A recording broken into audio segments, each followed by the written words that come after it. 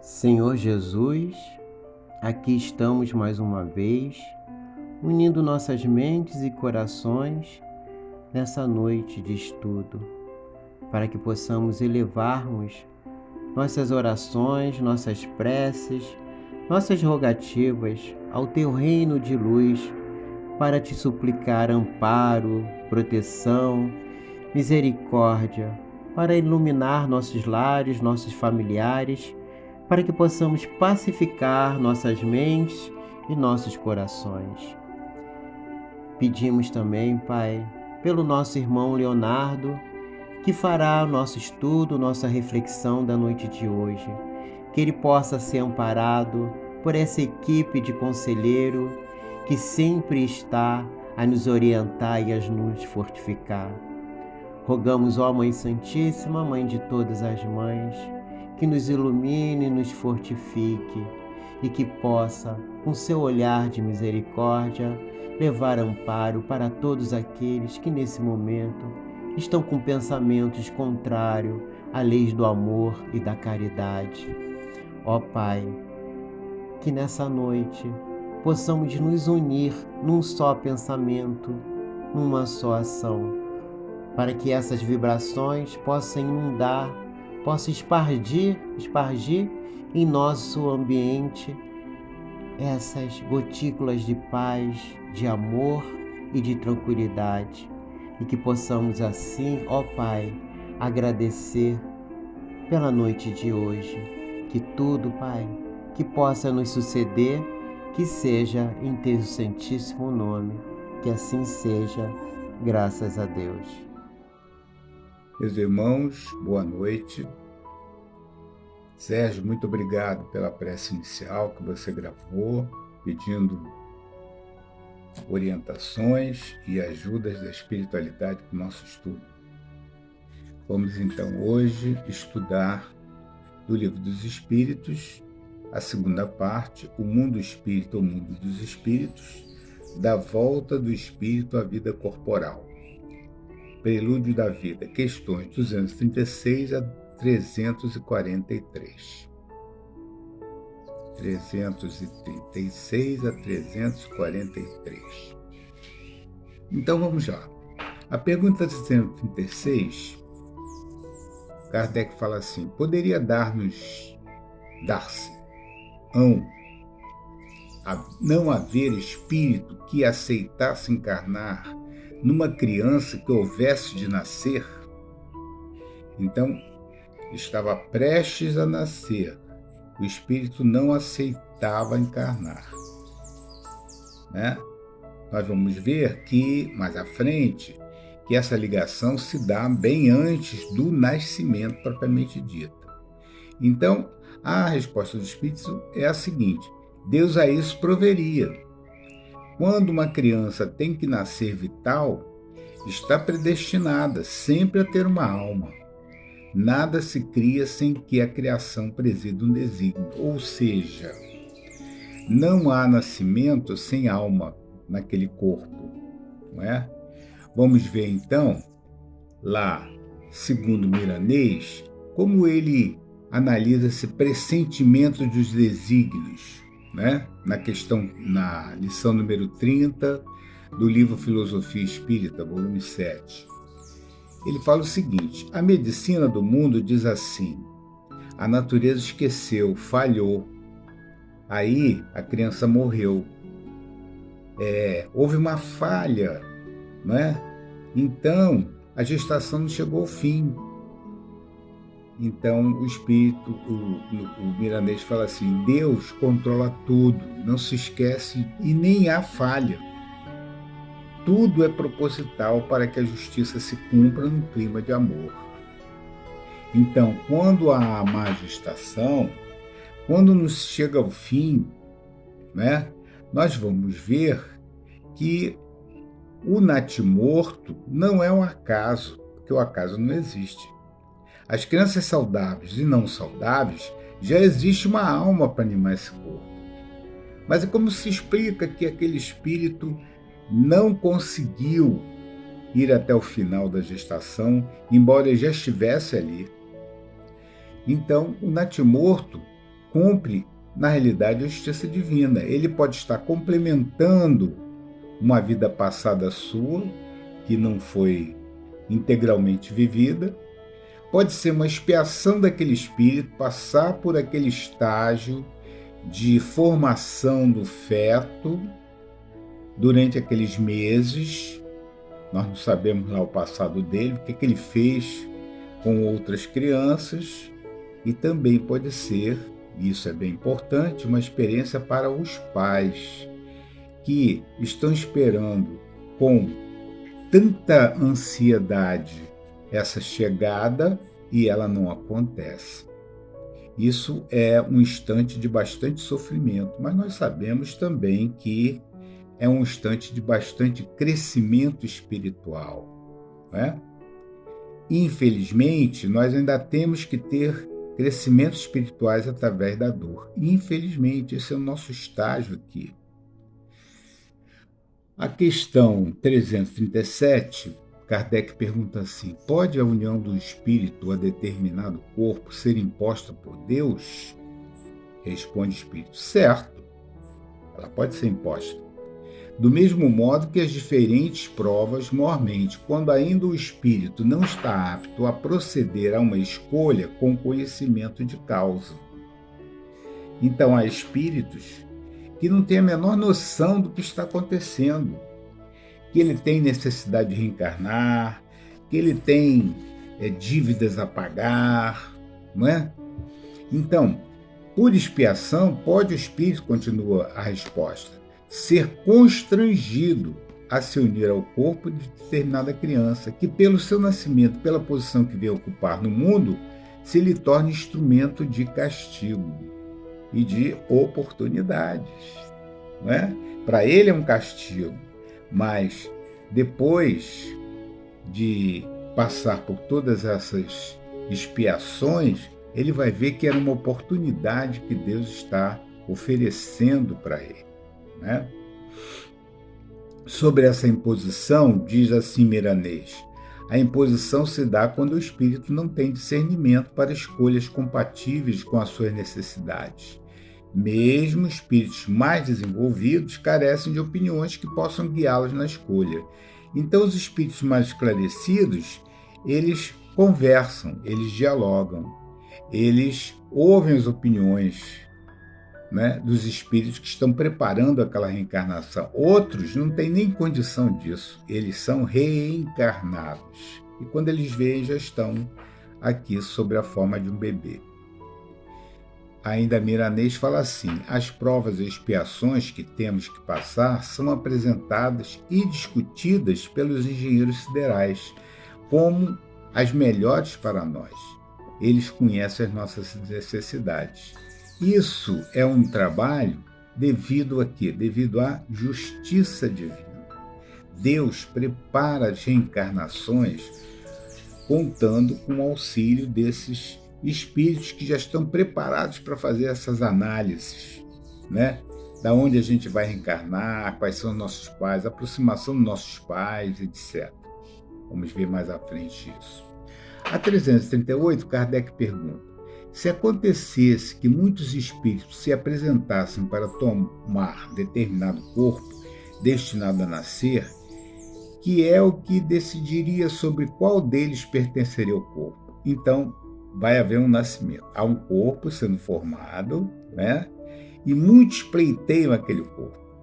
Então, será que existe essa confusão? Será que existe essa disputa?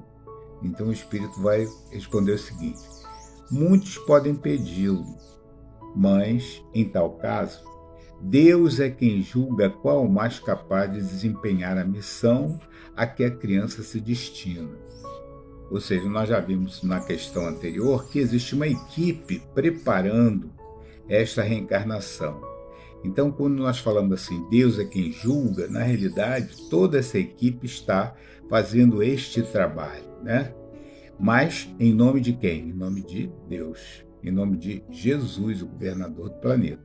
Porém, continua a resposta, porém, como eu já disse, o espírito é designado antes que soe o instante em que age de unir-se ao corpo. Então, antes mesmo dele se unir ao feto, lá no útero da mãe, ele já foi designado para aquela reencarnação. Então nós vamos ver, segundo Miranês, o momento de tomar o corpo, antes de se unir, já houve aproximação com os pais. Essa aproximação pode se dar até antes da reencarnação dos pais, né? Na espiritualidade. Não há precipitações, não há improvisações, né, na obra de Deus. Não há puxadinhos, né? Não há acomodações, né, de última hora, né? Uma disputa pelo corpo. Não. A união vai se dar na formação do feto, mas a aproximação com os pais já se deu há algum tempo. E se os pais soubessem disso, eles não deixariam de realizar costumeiramente o culto no lar, diz Miranês, né? Porque isso traz a paz do ambiente e isso também proporciona a paz para quem vai nascer, para quem está sendo gestado no útero materno, né? Então, o culto do Evangelho do Lar proporciona muita paz para o ambiente e para o nascituro, né?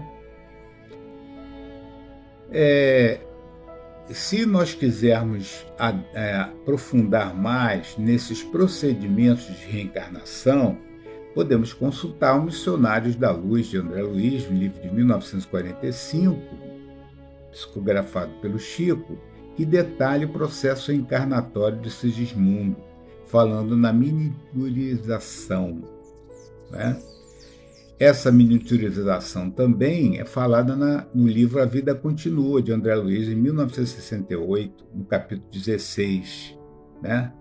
Então, um trecho lá, o benfeitor fala assim: não vejo qualquer interesse para Mancini na permanência aqui, na espiritualidade.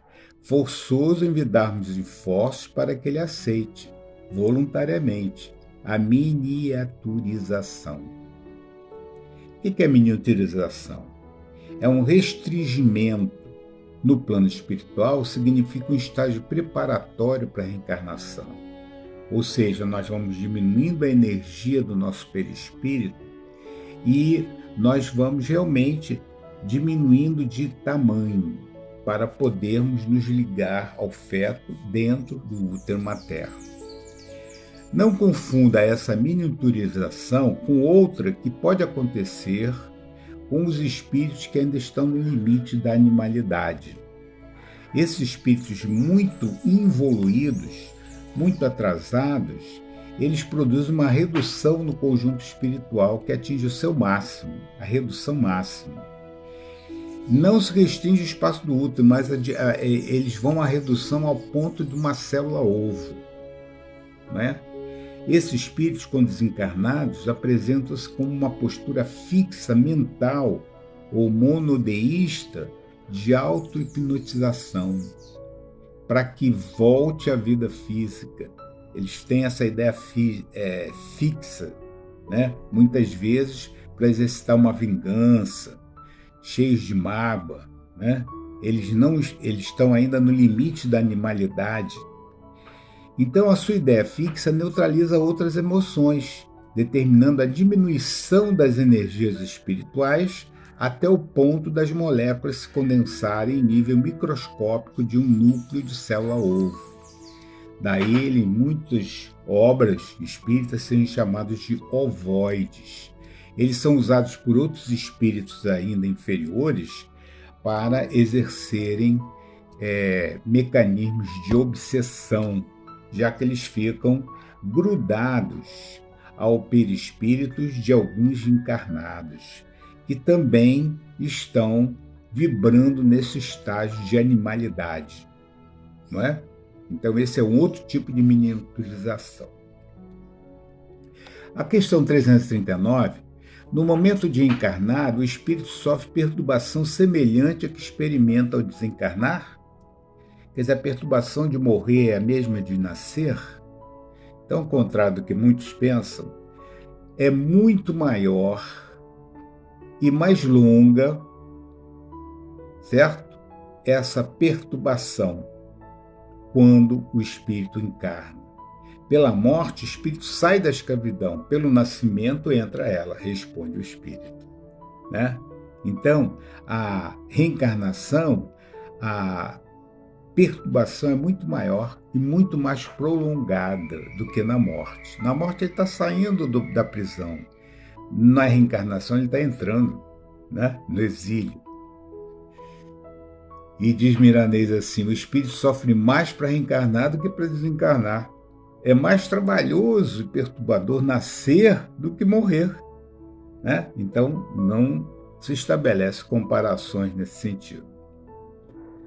Apesar de todas as lutas que travamos na carne, é graças aos céus em favor de nós mesmos, não deixamos de ficar agoniados e tristes, né? Todos nós ficamos nesse estado de perturbação. E por quê? Porque como a gente chega ao corpo em formação, há um esquecimento, uma perda de consciência do passado. Isso nos atribula muito. E também o constrangimento de estarmos sendo diminuídos, miniaturizando, né? Ficando pequenino, né? Ficando cerceados. Isso é uma aflição, né? Para cada um de nós, principalmente se nós não temos conhecimento do que está acontecendo. Espíritos mais esclarecidos têm um momento de reencarnação mais feliz, porque eles têm domínio do que está ocorrendo, né? Depois de reencarnar, a perda da consciência, continua Miranês, e a tristeza são acompanhados por amigos espirituais, nos intuindo no caminho da luz. Então, veja, nesses momentos de aflição da reencarnação, nós não estamos sozinhos. Em nenhum momento Deus nos deixa largados, né? Eu tenho alguns amigos que são materialistas, eles dizem assim, a Terra é um projeto que Deus esqueceu e não deu certo. Mas que ignomia, né? Mas que falta de fé. Mas tudo bem, nós temos que compreender e nós temos que respeitar essas opiniões. Mas nós, espíritas, não podemos aceitar que Deus em nenhum momento esquece de cada um de nós, cada um de todos os bilhões aqui da Terra e do universo, né? Então, nesses momentos também de reencarnação, nós temos que ser assistidos por ordem de Deus, pelo seu amor. Nós somos assistidos pelos companheiros, nossos amigos espirituais, né? E eles nos intuem para o melhor caminho. A 340 é solene para o espírito o instante da sua reencarnação?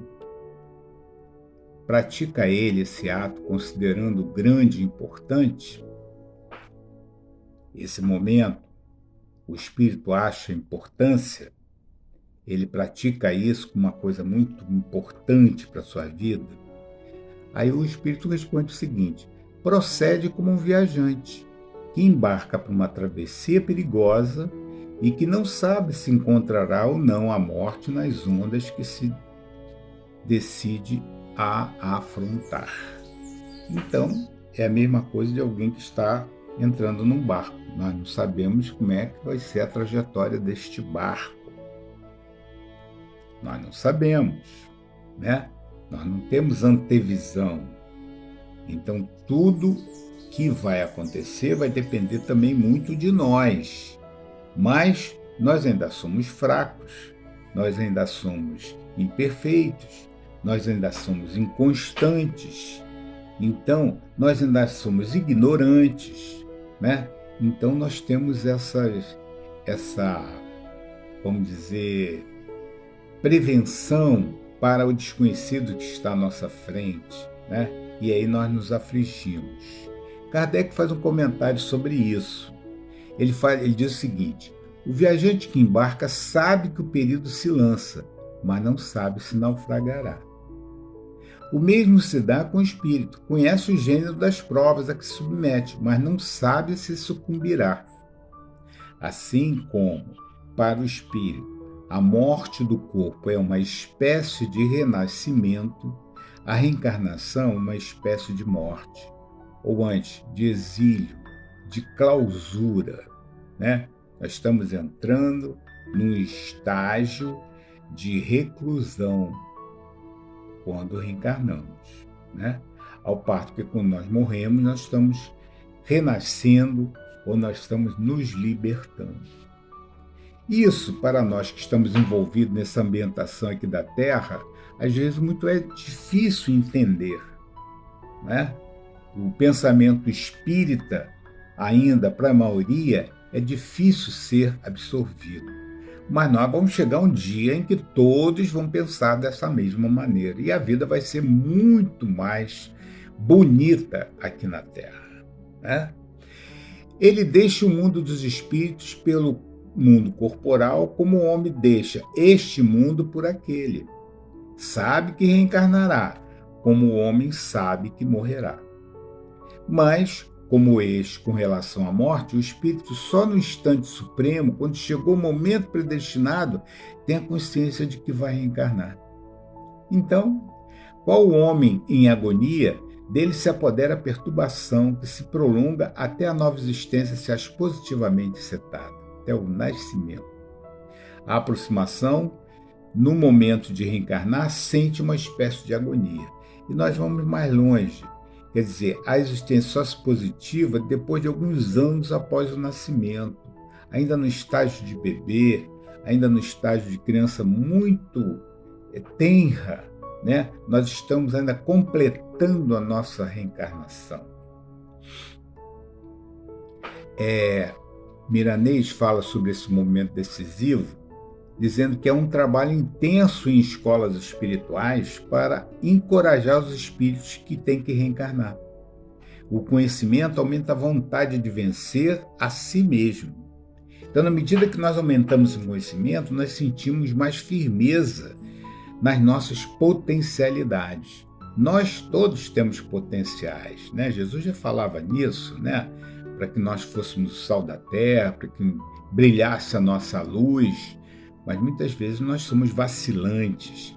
Mas à medida que nós conhecemos mais sobre a espiritualidade e sobre as engrenagens que Deus nos apresenta, nós vamos acreditando mais em nós mesmos, né? E aí, lá, quem consulta Memórias do Suicida, capítulo no Espírito de Camilo, psicografia de Ivone Pereira, vai ver que os suicidas, depois de tirados do Vale dos Suicidas, vão para a recepção no Hospital Maria de Nazaré, que é operado pela Legião dos Servos de Maria. Depois de recuperados, dos seus traumas perispirituais, parcialmente recuperados, eles vão para a cidade universitária, que está dentro da Cidade Esperança, né? E aí eles têm aula de moral, filosofia, ciência, psicologia, pedagogia e cosmogonia, ou seja, conhecer o cosmos, conhecer o universo. Nós sabemos que o suicídio é fruto da ignorância. Esses irmãos que procuraram a porta do suicídio precisam se instruir, precisam se educar. Daí a prevenção de novo suicídio está se dando com eles através do estudo, né? Porque o suicídio só poderá ser debelado com o conhecimento. Estamos em pleno mês de setembro, vamos divulgar o material da Federação Espírita Brasileira, que é uma apostila de prevenção do suicídio, e vamos observar com atenção, em volta de nós, a atmosfera de depressão, a atmosfera de compreensão da vida que os nossos irmãos têm, e vamos ajudá-los, né? Na apostilinha que a FEB distribuiu, e o Sérgio também já colocou no nosso grupo, né? É interessante que nós, nesse mês de setembro, nos preparemos para isso. Para isso, toda uma movimentação em prol da vida neste mês do Setembro Amarelo.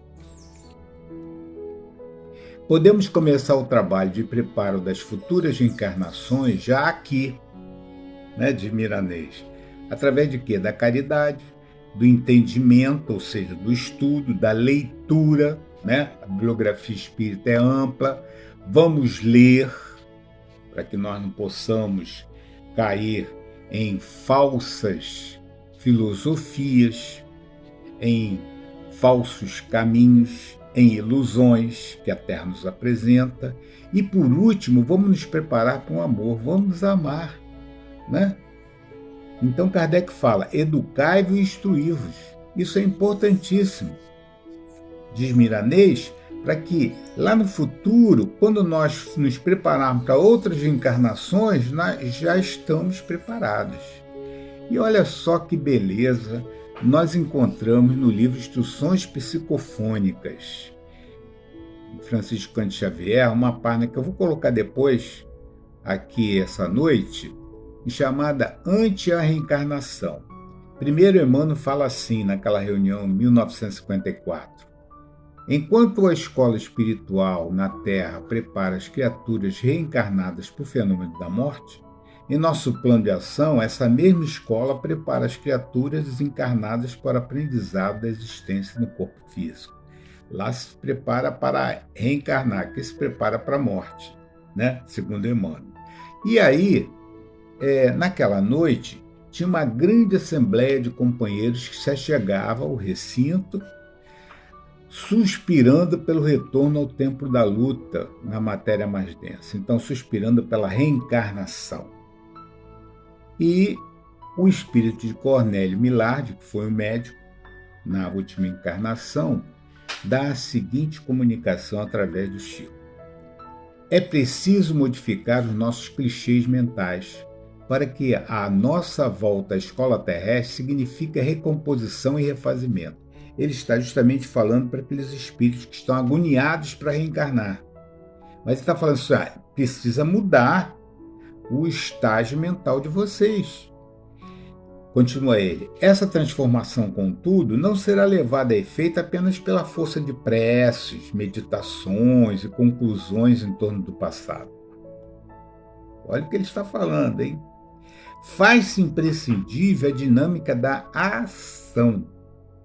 A fim de esquecer velhas provas, aliviemos as provas alheias. Então ele está concitando aqueles espíritos a trabalhar em favor do bem, em trabalhar em favor do amor para aqueles que estão em contato. Então ele continua. Para desobstruir o caminho da nossa consciência culpada, devemos favorecer a libertação dos que suportam fardos mais pesados que nossos, porque ajudando os nossos semelhantes, angariaremos o auxílio deles, fazendo-nos ao mesmo tempo, credores do amparo daqueles irmãos maiores que nos estendem prove dos braços da vida superior. Então ele está concitando os irmãos à ação da caridade para aqueles que eles estão com fardos muito pesados, né? Então continua. Nossas reminiscências infelizes são fatores desequilibrantes do nosso mundo vibratório. Então não vamos ficar pensando muitas vezes nos nossos erros passados, nas nossas ligações, né, positivas ou negativas. Vamos pensar para frente, vamos pensar para o futuro, vamos nos preparar, não vamos perder tempo das nossas leituras e no nosso preparo. Por quê? Isso impede, continua ele, a formação do novo instrumento fisiológico suscetível a conduzir à reorganização do próprio destino. Serve, aqueles espíritos servem para nós, né? Ele está falando assim, quando vocês ficam pensando no passado e nas suas faltas e querem reencarnar por causa disso, isso prejudica o instrumento que você vai fazer parte. E olha que ele vai mais além.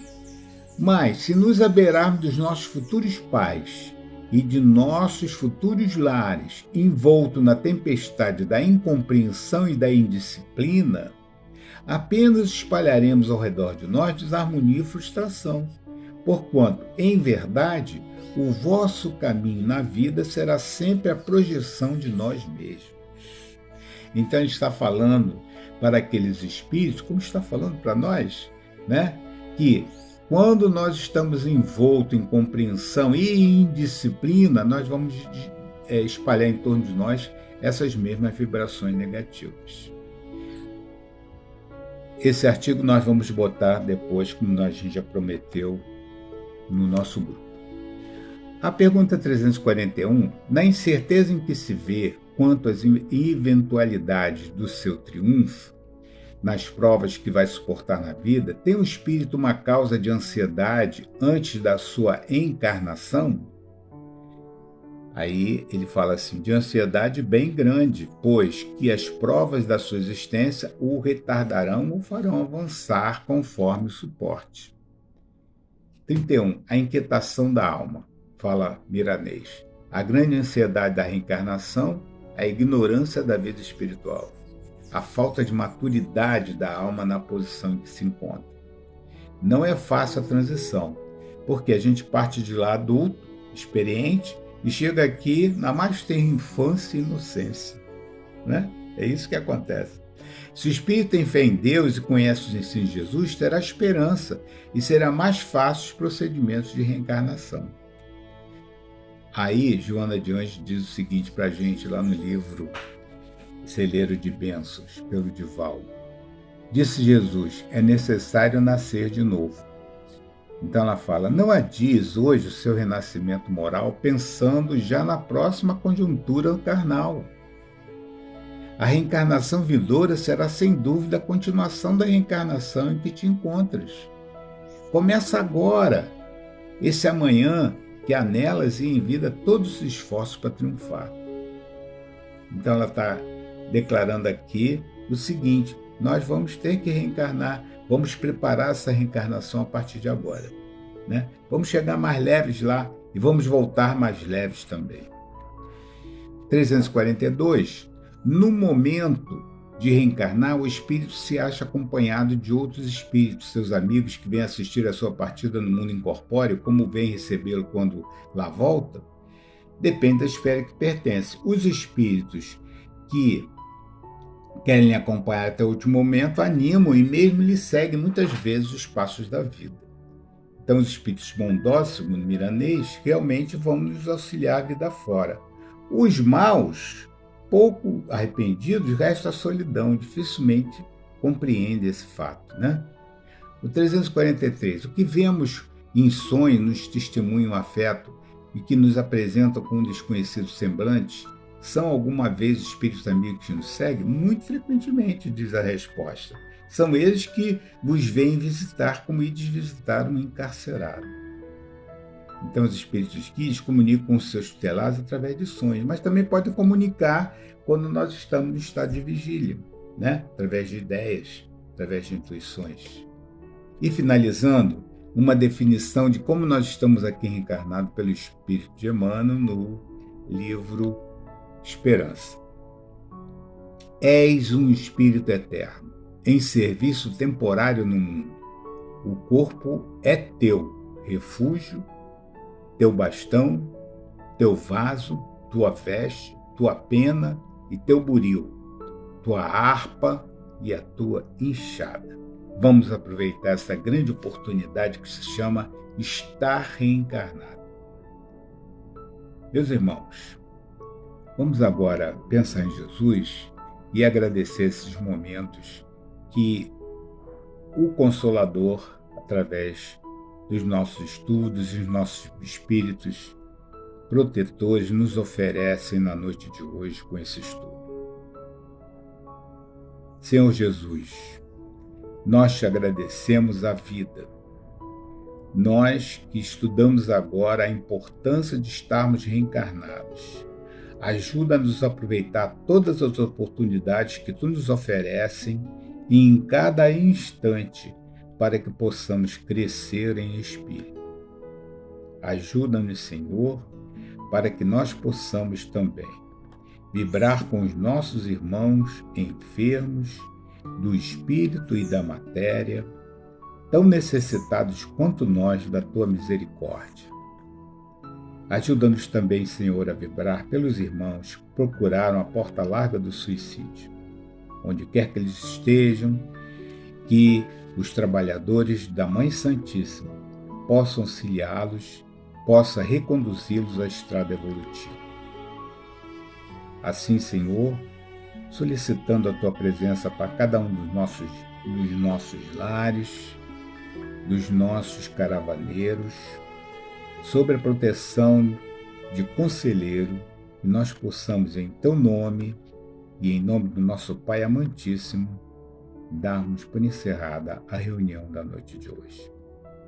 Meus irmãos, muita paz nos lares de cada um de vocês e prossigamos ao lado de Jesus. Que a paz dele esteja com todos nós.